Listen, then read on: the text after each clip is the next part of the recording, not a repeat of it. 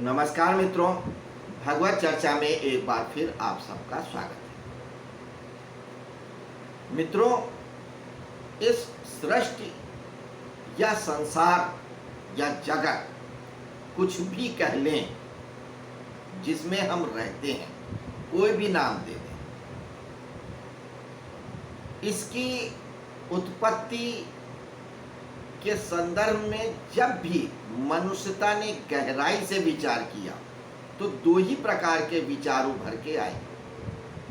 एक वर्ग वो रहा है जिसने यह कहा कि यह संसार अकारण है, अतर्क है और अचानक से हुई एक घटना है, यानी कि सब कुछ अचानक हुआ, किसी ने कुछ किया नहीं, सिर्फ हो गया। सब कुछ एक पदार्थ था, शून्य था, कुछ भी कह लो, उसमें एक विस्फोट होता है और इस सृष्टि का सृजन हो जाता है, जिसे बिग बैंग थ्योरी के नाम से जाना जाता है। गूगल सर्च करके इसके बारे में बहुत कुछ जाना जा सकता है। चूंकि हमारा ये विषय नहीं है, इसलिए इस पे ज़्यादा चर्चा नहीं करेंगे। मगर बिग बैंग की थ्योरी मानने वाले बहुत लोग हैं। उनका यही कहना है कि ये शून्य था, एक शून्य में या एक ब्लैक होल टाइप का था, उसमें विस्फोट होता है और इस सृष्टि का सृजन होता है। डार्विन के भी सिद्धांत कुछ इसी प्रकार से था, अमीबा बना, ये बना, वो बना और चला। दूसरी विचारधारा पूरब की है, वो तो पश्चिम की विचारधारा है। पूरब की विचारधारा कहती है कि यह संसार अकारण तो हो सकता है, कोई कारण ना हो, मगर किसी का संकल्प है, किसी का विचार है, उसमें एक संगति है, एक तर्कपूर्ण तथ्य है, एक नियम है, एक लयबद्धता है। तो जिसने भी सृजन किया है उसने विचार पूर्वक किया है, संकल्प पूर्वक किया है, और इस सृष्टि का सृजन करने वाला भी कोई है, कोई अचेतन या अतिचेतन सत्ता है। वह किसी भी स्वरूप में हो सकती, शिव, पार्वती, शंकर, अल्लाह, अकबर, किसी भी रूप में, लेकिन कोई ना कोई चेतन सत्ता है जिसने इस सृष्टि को रचा है। तो जिन्होंने अंतर यात्रा करके जाना है वो यही कहते आए। अगर निराकार को भी मानना है तो निराकार में भी उन्होंने कुछ हद तक साकार को माना है कि सृष्टि की रचना तो वो साकार ही करता है, भले ही उसके आगे निराकार है, निर्गुण है, लेकिन किसी न किसी पावर को माना है। पश्चिम के एक वैज्ञानिक विचारक, उसने तो कहा कि जब मैं जगत के बारे में सोचता हूं तो मुझे बहुत दूर तक सोचने के बाद ये समझ में आता है कि यह जगत एक विचार है। विचार भी तो संकल्प ही है ना। संकल्प क्या है? एक विचार है, एक भाव है। तो जब तक आपके पास कोई संकल्प नहीं होगा तब तक कोई सृजन नहीं होगा। एक मूर्तिकार मूर्ति बनाता है तो संकल्प लेता है कि हमें इस मूर्ति का सृजन करना है, अपनी पूरी ऊर्जा लगा देता है तो उस मूर्ति को बना पाता है। एक चित्रकार है, पूरी ऊर्जा को लगा देता है तब जाके एक चित्र बनाता है। कोई भी क्रिएशन हो उसमें एक संकल्प, एक विचार, एक भाव जरूर होता है। तो जब व्यक्ति, मनुष्य, जीव कोई भी हो, जब तक कोई विचार, भाव या संकल्प नहीं होता तो एक छोटी सी भी चीज का सृजन नहीं हो पाता। तो इस संसार का सृजन किसी विचार, किसी भाव के बिना कैसे होगा? अचानक हो कैसे जाएगा? अब अगर हो भी गया तो उसमें इतनी तार्किकता, इतनी संगति, इतनी लयबद्धता नहीं हो सकती, क्योंकि वैज्ञानिकों ने पाया हर चीज में एक नियम है, एक लयबद्धता है। अगर नियम न होता तो बरगद का बीज आप बोते और तुलसी का पौधा उगता। आम का पौधा बोते और बबूल का पौधा उगता। मनुष्य के पेट से जानवर पैदा होता, जानवर के पेट से कुछ और पैदा होता। नियम है ना, हजारों साल से ऐसा नहीं हो रहा है कि बबूल का पेड़ बो और आम उग जाए। उगता बबूल ही है। एक ही मिट्टी, एक ही जगह, एक ही धूप, एक ही हवा, एक ही पानी हो, फिर भी बीज अलग तो फल और पौधे अलग, कभी नहीं होता। तो ये अकारण थोड़ी है, किसी की संकल्प या संरचना रही होगी तभी तो। एक मनुष्य एक कंप्यूटर बनाता है, एक प्रोग्राम बनाता है और उसमें कमांड दे देता है कि इस बटन को दबाओगे तो वहां ए छपेगा, इस बटन को दबाओगे तो बी छपेगा। उसने एक प्रोग्रामिंग किया ना, एक विचार दिया, एक कंडीशनिंग डाली। तो ये कंडीशनिंग किसी ने तो डाली होगी, कोई तो चेतन अति चेतन रहा होगा जिसने इस सृष्टि को रचा होगा। तो जिसने इस पूरे ब्रह्मांड को रचा, इस सृष्टि को रचा, तो कोई साधारण चेतना नहीं होगी, कोई तो होगा ना। और वो चेतना जिसने बनाया है वो अपनी सृजन से कैसे अछूता रह सकता है? भले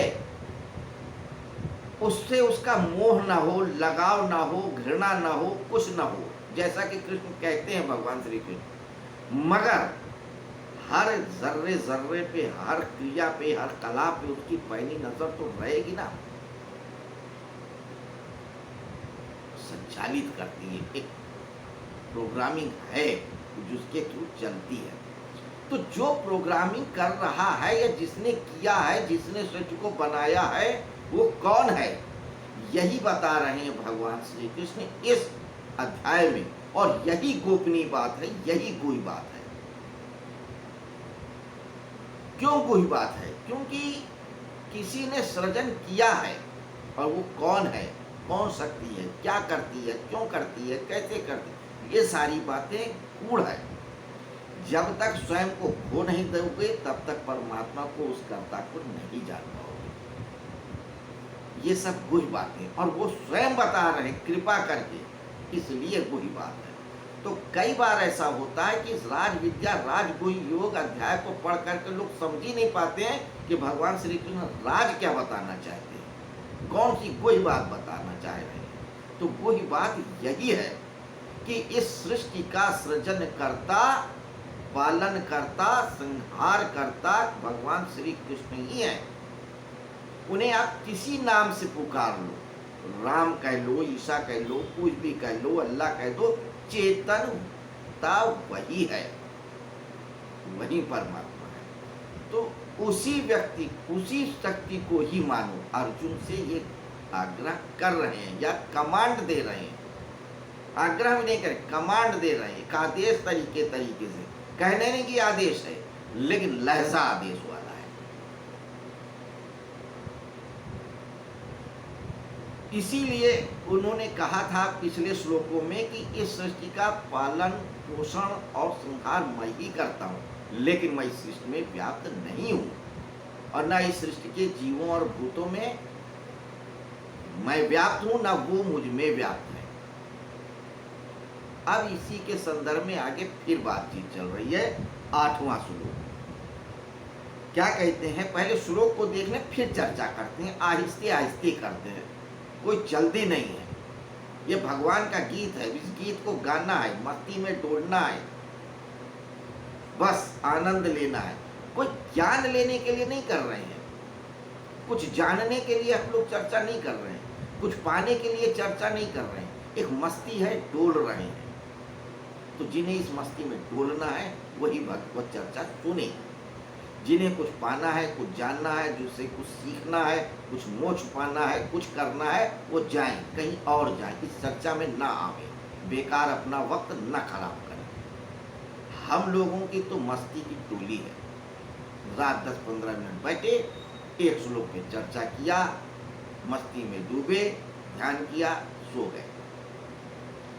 तो ये गीत है, गीत गा रहे हैं, गुनगुनाता है तो उसका कोई मतलब नहीं होता, कोई मकसद नहीं होता, मस्ती है, गा रहे हैं। खैर, तो आइए इसी मस्ती में डोलते हैं इस 8वें श्लोक में, 9वें अध्याय के। श्लोक क्या कहता है? प्रकृतिम स्वाम अवष्टभ्य विसृजामि पुनः पुनः भूतग्रामम इमं कृष्णम अवसम प्रकृतेर वशात्।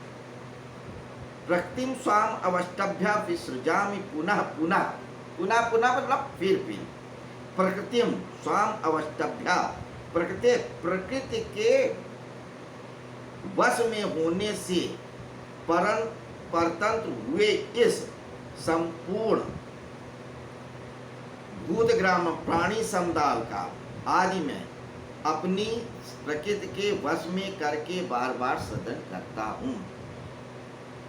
प्रकृति के वश में होने से परतंत्र हुए इस संपूर्ण भूत प्राणी समुदाय को कल्पों के आदि में अपनी प्रकृति को वश में करके बार बार सृजन करता हूँ। थोड़ी सी कोई बात है, राज की बात है, गूढ़ बात है, क्योंकि राज विद्या राज वही नामक योग है। कहते हैं प्रकृतिम स्वाम अवष्टभ्या, प्रकृति के वश में होने से परतंत्र हुए।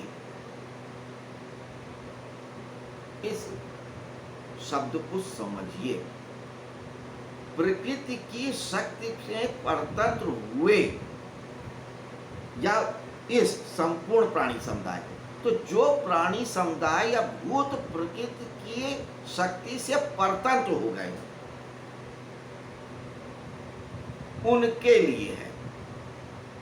जो प्रकृति की शक्ति से परतंत्रता को पार कर चुके हैं, स्वतंत्र हो चुके हैं, मुझको प्राप्त हो चुके हैं, उनकी बात नहीं कर रहे हैं। जो मुक्त हो चुके हैं, जो वासुदेव के रूप में ही समाहित हो गए हैं, उनकी बात नहीं कर रहे हैं। प्रकृति के वश में होने से परतंत्र हुए, कहने का तात्पर्य कि एक बार उन्होंने सृजन किया कल्प के आदि में, शुरुआत में, हालांकि उसका ना आदि और ना अंत है। और क्यों आदि अंत नहीं है, इस पे भी चर्चा करेंगे कि प्रकृति के शक्ति से परतंत्र हुए। सपोज कोई भी बिंदु कल्प है नहीं, लेकिन फिर भी कल्पना कर लो कि कभी भगवान ने पहली बार सृष्टि की रचना किया, प्रकृति की, इस संसार की, और उसकी शक्ति से मोहित होकर के या उसके शक्ति माया जाल में आकर के फंस गए और फिर उस माया जाल से नहीं निकले हो, मोक्ष को नहीं प्राप्त हुए, उन लोगों को मैं ले करके कल्प के आदि में फिर से प्रकृति का सृजन करता हूँ, फिर से इस संसार का सृजन करता हूँ, पालन करता हूँ। और फिर मनुष्य के करोड़ों अरबों साल बाद जब ब्रह्मा की 120 साल आयु हो जाती है, फिर मैं सब कुछ समेट लेता हूँ अपने अंदर, विश्राम में चला जाता हूँ और फिर कल्प के आदि फिर किसी दूसरे कल्प में फिर उसी चीजों को शुरू करता हूँ, उन्हीं जीवों, उन्हीं भूतों को लेके जो प्रकृति के वश में थे उस वक्त जब अंत हुआ था, प्रलय हुई थी। आप ऐसे समझो, रात्रि है हमारी प्रलय, लय हो गई, हमारी सारी सृष्टि लय हो गई। हमने भी तो एक सृष्टि रचना किया है और रोज रचते हैं, सुबह एक सृष्टि रचते हैं। ऑफिस है, मकान है, घर है, दुकान है, लड़की है, लड़का है, प्रेमी है, प्रेमिका है, अच्छा है, बुरा, ये सब संसार ही है, सृष्टि है, या हमारी सृष्टि है। दिन भर उस सृष्टि को रचना करते रहते हैं, बनाते रहते हैं, बिगाड़ते रहते हैं, बनाते रहते हैं, चलता रहता है ये खेल। रात में जब सो जाते हैं गहरी नींद में तो ये लय हो जाता है, सुबेरे उठते हैं फिर वही शुरू हो जाता है, चूल्हा चौका, बर्तन, ऑफिस, दुकान, घर, परिवार, माता पिता, हेन तेन।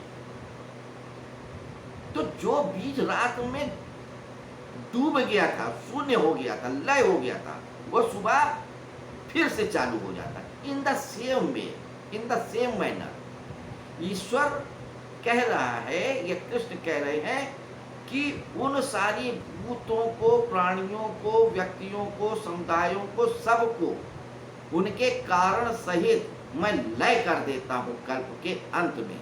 और जब कल्प की आदि शुभारंभ होता है तो फिर मैं सृजन करता हूं। बार बार एक चक्कर है।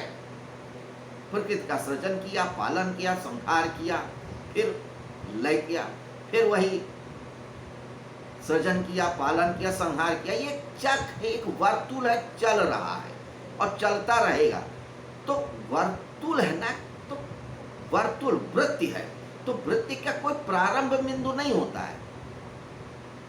देखिए पूरब जो है अध्यात्म में जब बात करता है सृष्टि की कल्पना करता है कि बनी सृष्टि, तो एक रेखी, एक सीधी रेखा कल्प समझ में आती है कि एक बार ईश्वर ने सृष्टि रच दी तो रच दी, बात खत्म। उसके बाद ईश्वर नहीं है, या अगर है तो उनसे कोई मतलब नहीं है, चल रहा है जब भी करे। मतलब वहां पे सृष्टि एक बार रच गई और रच गई, चल रही है।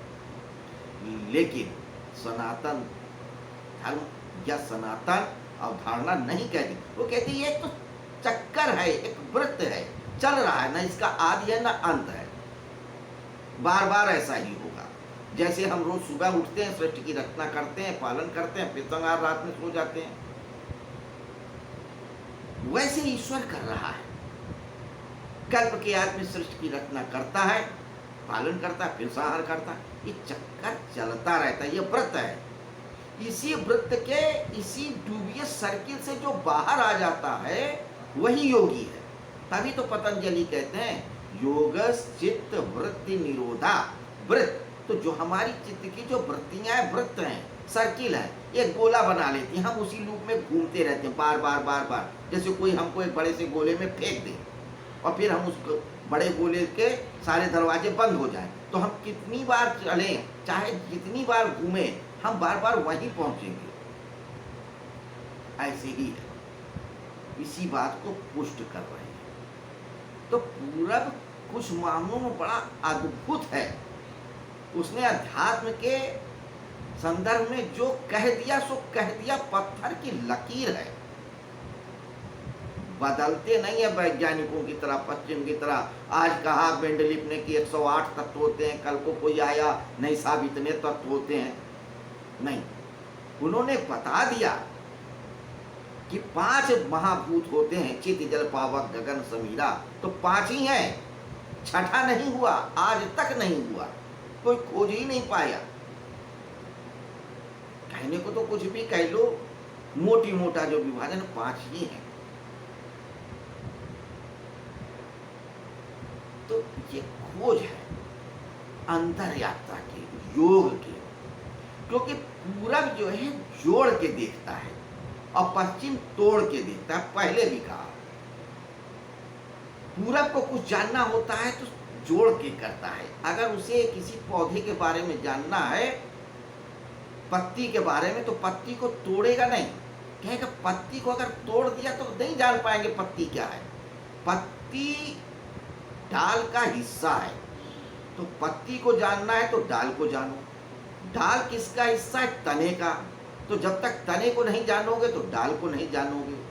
और तने को जानना है तो जड़ को जानना है, और जड़ को जानना है तो मिट्टी को जानना है, मिट्टी को जानना है तो पूरी धरती को जानना है, धरती को जानना है तो सोने को जानना है, सूरज को, चांद को, तारे को, ग्रह को, नक्षत्र, सब कुछ आ जाता है योग। तो वैज्ञानिक भी कहते हैं कि अगर ब्लड को शरीर से अलग किया जाए तो फिर वो ब्लड नहीं रह जाता, कुछ उसमें कम हो जाता है, भले वो आपकी लैब में पकड़ में ना आए। अगर आप पानी को तोड़ो तो आपको उसमें बिजली नहीं नजर आएगी, पानी को अगर खोजो तो बिजली नहीं नजर आती, बस अनुभव होता है। इन द सेम वे ईश्वर सिर्फ अनुभव में आएगा, दिखेगा नहीं। वो भी अनुभव में तब आएगा जबकि आपको अनुभव करने की प्रक्रिया में रहोगे। तो